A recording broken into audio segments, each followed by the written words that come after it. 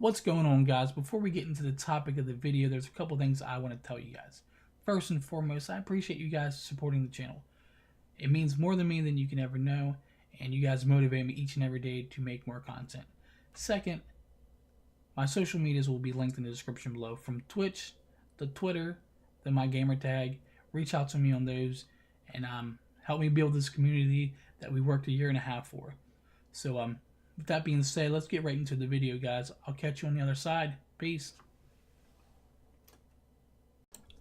What's going on, Neverwinter?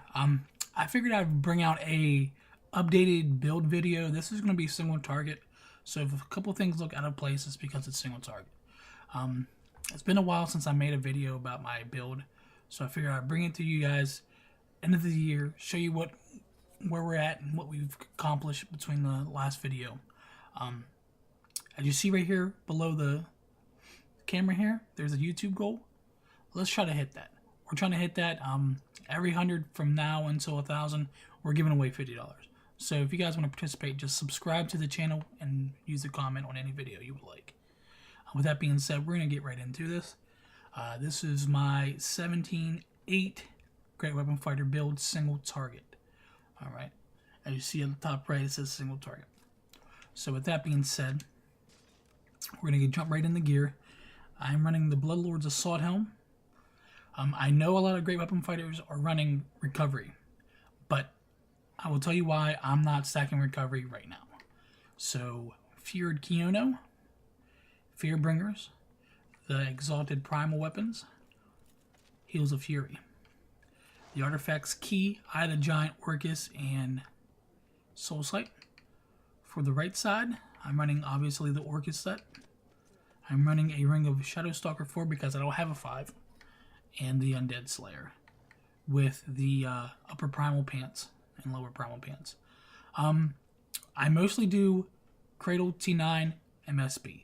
We don't run a lot of Castle Ravenloft because, to me, there's nothing really to grind for it outside the initial couple pieces of equipment that you may or may not need, depending on your build and what. So I will show you my stats, and as you'll see in the stats, I don't proc up to 100 armor pen, or defense ignored. The enchantments are kind of all over the place. I do run darks on my utility for movement speed. Some of the other ones are from min-maxing, so you'll see this demonic here because of the power crit and armor pen, and then on here you'll see brutals, and then on here you'll see brutal and radiant because I started to substitute some of the brutals out for radiance because I was hitting the crit cap. Alright, so I know what you guys are going to say. Why not switch out the radiance or the brutals for black ice? We'll get into that here in a little bit. So that's where I'm sitting. Defense are pretty much all radiance because of the HP. I'm running an unparalleled negation, and for my weapon enchantment, I'm running the unparalleled prominence. Again, we'll get into that here in a second. Powers, we're not going to spend a lot of time on the powers. Destroyer, Raffle, Short Strike, Weapon Master Strike, Slam. The other one's kind of a filler. I'll use Spinning Strike so I can action cancel it. We are running Fury, Indomitable, and Hidden Daggers. I normally run with the GF, so this is the loadout. If you're not running with the GF, you're going to substitute Indomitable Battle Strike for Shout. So we're not going to spend much more time on that. Feats, kind of standard here. I know in the next mod, the Instigator Paragons are getting reworked, so we may have a build for that as well. But I have 3 in this, in Toughness, 3 in Disciple of Strength, 2 in Action Point. Again, I moved the point over from Weapon Mastery to this because I was overcapped in armor pen. Endless Assault is a given. The Steely Defense is a given, and the Devastating Critical is a given. So you can mess around with this. You can move a point from here to here if you would like. It's pretty much all you can really do. With the Destroyer, I went with Disciple of War over Mighty Blade because obviously Mighty Blade is AoE. Disciple of War grants you power equal to your armor armor pen, and recovery. It's not a lot because I'm not stacking a lot of base armor pen and recovery. So other than that, it's pretty much standard. I am running the Fury build, and these two here probably will never change. Maybe when Instigator comes out, maybe. Down here, I have the mark damage, and I have the deflect damage. This is really not needed here, and you had to put 5 in here in order to get the 15%. Again, these feats and the paragons probably will change come next mod. Alright, so boons. Right now I'm just running defense because obviously I don't have a palette here. Power, defense, and I run experience because of the overcaps and the refinement that comes along with that. These are pretty much standard. There's nothing I went out of my way to do, because these are pretty much plug and play here. You just obviously you want to take the HP over the action points because Slam with Fearbringers doesn't do anything. Without Fearbringers, it doesn't do anything. It does a little AoE damage, yeah, but you're going to get more DPS from having 1600 points in your HP over the damage that Slam does. Other than that, these are pretty much self-explanatory feats here. I'm trying to go through and see if there's one that I picked over the other, but as far as I know, these are pretty much where they should be. We will get into min-maxing in another video. If you guys don't know what min-maxing is manipulating your stats to get more from it. Especially with soft caps and with diminishing returns, you want to get the most bang for your buck. So we'll talk about that in another video. So as you come through here, I went 3 out of 3 here instead of this because with temp lock, your lifesteal is always proccing, and most groups are running temp lock. So I just went ahead and got the 1.5% more crit severity over the 4% lifesteal. Survivability is not. You're either getting one shot or you're surviving. So with that being said, we're gonna move along here. These are pretty much self-explanatory. I will go over why I picked the Cholt. Well, I'm not going to read you every boon either, so I'm just slowly going over these. If you have questions about these and why I picked them, you're more than welcome to leave a comment. Here's Cloak.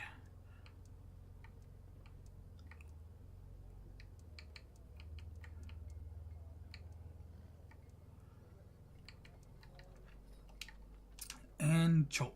Obviously, I went with the hit points here and the power because 1,000 power and 600 points is good. I went with the defense because I'm gaining power from defense, obviously, and the maximum hit points. The other ones are really bad, like this 15 or this 1,000 deflect, this 1,000 regen, really not needed. They probably should take that out of the game. And 15% against dragons. Dragons. Dinosaurs, Jesus. I split these two here. I went Soul Siphon and Lingering Curse because, as you read here, chance on hit to gain a stack of Soul Siphon. On killing a creature, you release all stacks of Soul Siphon in a burst at all nearby enemies. Each enemy receives 2,000 damage per second, lasting 1 second per stack of Soul Siphon. You restore 1% of your max health every stack released. Stacks up to 10 times.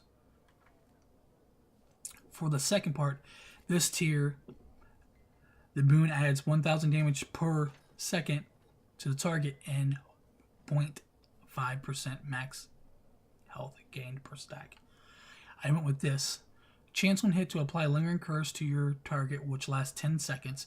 Can be applied every 6 seconds, or I'm sorry, 60 seconds. When a target which has Lingering Curse is killed, a soul explodes out of a random enemy within 20 feet, causing 30,000 damage and applies a Lingering Curse. So I went with this because I felt like the second tier of this was not as good as having the initial Lingering Curse. And with Barovia, I went with 15% undead because not only does it apply with Barovia, it also applies with CN and a couple other things. There's really not much more you can get here. Maybe recovery. But again, 15% against undead is big, especially if you're going to grind out CRL. The other ones really aren't very beneficial, and the only one for a DPS is Bloodlust, to be honest with you. For the comps, I'm running the Trinity here. I'm going to switch over and run the Tamed. I just haven't gotten around to doing it. Razorwood and the Tiger here. So I will switch out one of these. I have it. I just haven't upgraded it yet. I'll get around to doing that. For the Tiger, I'm running Gravestriker 5 and 4 because of the power bonus. You're not going to see the initial power bonus on your base stats. When your companion procs, you will see the initial power increase. I thought it was weird at first. I figured it might as well be base because your companion is greater than 85%. So with that being said, it's not. So if you think that it doesn't work, I've tested it and it works completely fine. Again, with the enchantments on this, most of them were brutals, but there's a couple. There's an Azure here and there's a Radiant because, again, I was starting to min-max and getting away from the 100% crit. I'll show you what it is now, guys.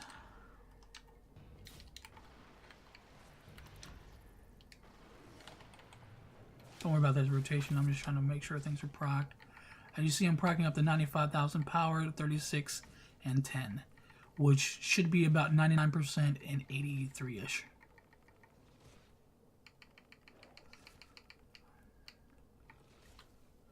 So this is where I'm at. I could easily make this up with an artifact or swapping enchants around if I was to run Castle Ravenloft. But with that being said, I'm not particularly running Castle Ravenloft for any particular reason outside of if someone from my group needs the seals. So that's what the stats are looking like. That's what the crit and the defense ignored is. And that's the reason why I'm running what I'm running. The whole premise behind recovery is for you to get your Indomitable Battle Strike off twice within the 10-second window of everyone's buffs. So you're talking about T-Rexes, you're talking about Soul Sight, you're talking about your combat power mount. Everything's going off in that 10 seconds, and it's ideal to get 2 Indomitable Battle Strikes. That's why you run recovery, but with that being said, if you're not running with the GF, and you have to substitute Indomitable Battle Strike out for Shout, there's really no point of having high recovery for cooling down your encounters, because daggers only last for 8 seconds. You refresh Shout when needed, and you refresh Fury when needed. So you really don't have to cool down anything. That is my understanding of the whole situation. Now, if I was to run with a GF every single day, I would probably switch over to Black Ice. As of right now, with me running the Prominence, and the Prominence working at wills, I really didn't feel the need to min-max over to Black Ice. So with that being said, we are on comps. I am running the 4K power, which I've gotten some news that next mod, the 4K mount stats are being nerfed to 3200. Why? Why are we losing 800 stats? I have no idea. I'm running Shepherd's Devotion, Artificer's Persuasion, Cavalry's Warning, Assassin's Covenant, and Protector's Camaraderie. I thought about switching this out because this is when you activate a mount combat power, you gain increased 10% power recovery, armor pen, crit strike, and defense, deflection, and regeneration, and lifesteal. But it's down 50 seconds every minute. So I thought about substituting this out.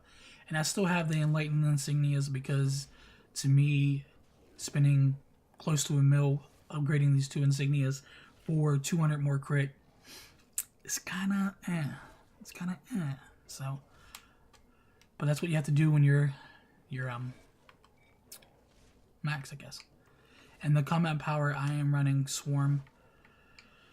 I was running Tensor Disc there for a while, but Swarm is best in slot because of its ability.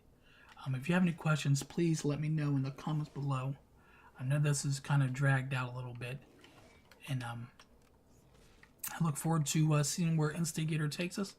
And as you see, I am 8 away from 17-8. So that's another reason why I wanted to make this, so I can upgrade the enchantments and make another video in the future showing us at 18K and showing you what the stats are looking like and everything else. So if you guys want to see that, make sure you turn on notifications and subscribe to the channel.